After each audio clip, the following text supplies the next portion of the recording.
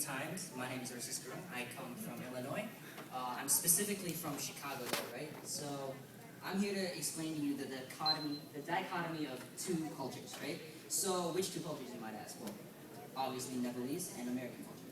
So what is a dichotomy, you might ask? Well, at first I didn't actually know what it was either, so I looked it up, and apparently it's like the differences between two.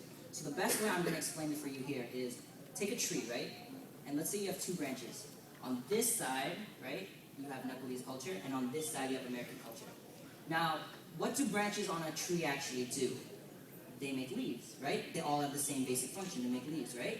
So basically, what these two cultures are doing, they're both stemming from the same thing. They both want to have groups who can identify themselves as someone, if that makes sense. They want to have their own unique identity. That's what cultures are meant to do. So what these two cultures are doing is they have their own unique identity, but they're coming in two different directions. So Nepalese culture is trying to do it this way, and then American culture is trying to do it this way. Now, how are they different? Where's the dichotomy in this, right? Where's the differences in here? Well, in Nepalese culture, we have how many gods? Does anyone know? We have one main god, though. Does anyone want to tell me what it is? It's called mom and dad, right there. I'm sorry right now. Your mom and dad are really important in Nepalese culture. Whatever they say, you don't have to always listen to it, but you do have to take it in respect. What they say has to be accounted for in their eyes. But then here in American culture, it's all freedom, independence. I can do this all by myself. I can walk around wherever I want to go. I can look around at whatever I want to look at. No one can really say anything. Like, I'm doing my own thing. So from here you have Nepalese culture and American culture. Now take let's say like a branch from the Nepalese culture grew and it moved over to the American culture territory. That's what being an American Nepalese American is like. You are from here where your parents are trying to tell you how to do everything, how to live your life, and then all your friends are over here doing their own thing. And you want to do your own thing. Everyone likes the idea of independence. Everyone wants to do their own thing. They want to have their own ideas, their own, they want to have their own opinions. But in Nepalese culture, sometimes you don't really get that. If it's not clear, let me give you a story. So, I'm about this tall, right? When I was 6, I was about this tall. So, when I was 6 years old, my mom would not let me cross the road by myself. Even if there was a traffic light, she'd be like, you can't cross the road by yourself. I'm afraid if you're going to get my car. I said, okay, Mom, that's fine. I won't do it. She did that until I was 10. So I was holding my mom's hand until I was 10 years old to cross the street. Even though I was like in 4th grade. All my friends laughed at me. But this one specific time, there was a park like 2 minutes away, and I said, Mom, can I just cross the road? Can I just go over to the park, come back? And she said, okay, you can't do that. And I said, why? And she said, because what if you get hurt? And I was like, but Mom, all my friends are doing it. They all got bikes. They all got safety helmets. I can wear a safety helmet if you want. I'll wear 3 if you want. She said, no, you can't. And I said, please, Mom, please, please. And she said, if anything happens to you, what am I supposed to do? You're all alone. And I said, and then I cried like a little 6-year-old, and I ran away.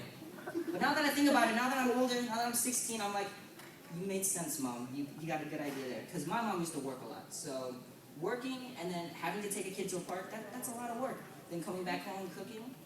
So now I understand how it felt for my mom. But back then, when I was 6, I didn't understand at all. But from there, what I want to say is the thing, even though these two branches are branching out in their own direction, they all want to do the same thing, right? So the one thing they both really enforce that I really like is Nepalese culture likes to enforce hard work. You earn a lot for doing hard work.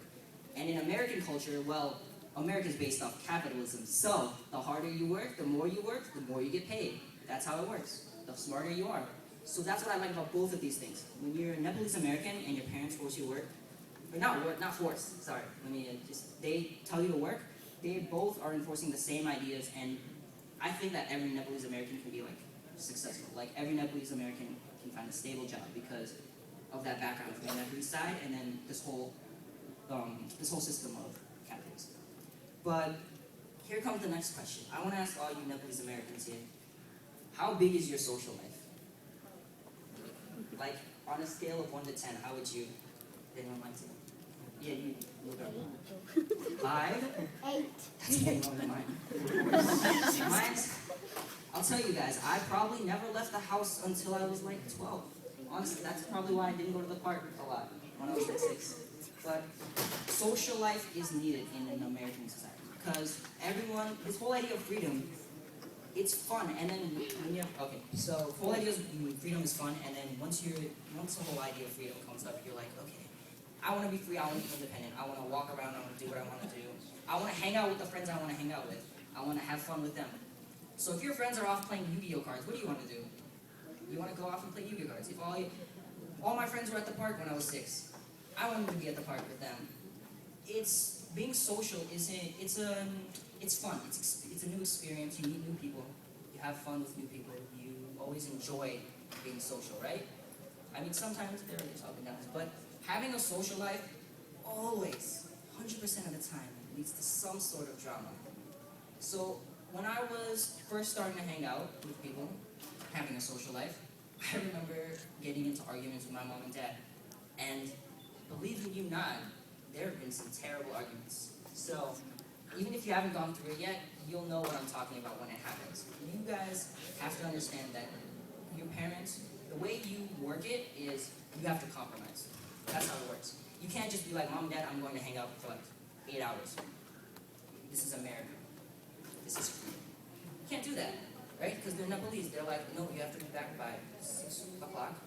And if you're not back by 6 o'clock, you are in trouble. And I will yell at you in many different languages. And I would shout at you. I would possibly break a window. I would possibly break a window. And so when that happens, when it comes to the point that someone breaks a window, it's not fun. But ultimately, what you have to realize is everything works in compromise. So I talk about the dichotomy of these two different cultures and how they're all really different. But in the end, I feel like everything can work with compromise. I've worked out everything with my parents through compromise. I've figured everything out. I have no more drama with my parents. I am so drama-free. But you have to compromise with them.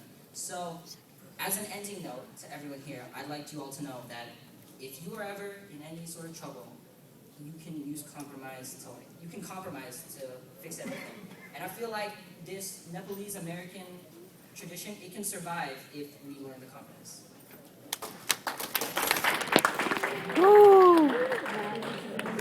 Okay, our judge